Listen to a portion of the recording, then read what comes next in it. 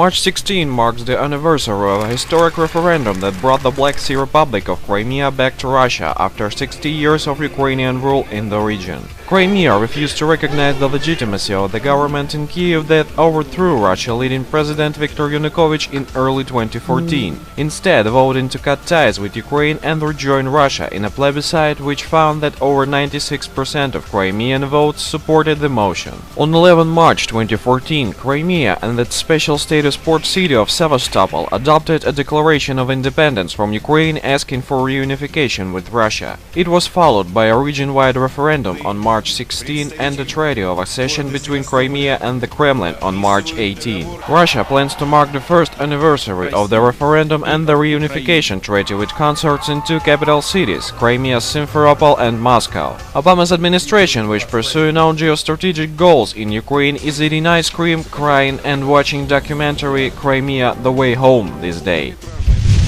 Emergency crews has extinguished a fire that raged for 3 hours at Moscow's iconic Novodevichy or New Maiden convent. The blaze was concentrated on scaffolds surrounding the convent's bell tower. Authorities are currently estimating the damage. The Orthodox Church has expressed concern about the condition of two unique bells inside the tower. The convent is one of the most famous tourist attractions in Moscow and was proclaimed a UNESCO World Heritage Site. So-called Ukrainian patriots have pointed out fire in the convent too. Let's rate a few examples of their reaction. It's beautiful firing. God, fire. Ah ha ha ha ha. Looks like the movie.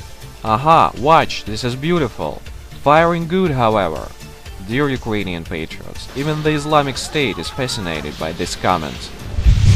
Self-styled Ukrainian President Petro Poroshenko has submitted a draft resolution on granting special status to separate districts, cities, settlements and villages in the Donetsk and Lugansk regions where a special order of self-government will be introduced, the Ukrainian parliament reports on its website. Under point 4 of the package of measures to implement the Minsk agreements, Ukraine's Verkhovna Rada was supposed to adopt a resolution indicating separate districts in the Donbas region that will have a special political and economic status by March 14. The Ukrainian parliament's next plenary meeting is scheduled for March 17, the website says. It's clear that Kiev has already violated Minsk. Further, nobody, either in Donbas or in Ukraine, have seen text of the draft document. Keeping secret context of the draft statement on a special status for certain districts in Donbas contradicts with parliamentary norms, envoy of the Donetsk People's Republic to the Minsk talks Denis Pushilin said on Sunday.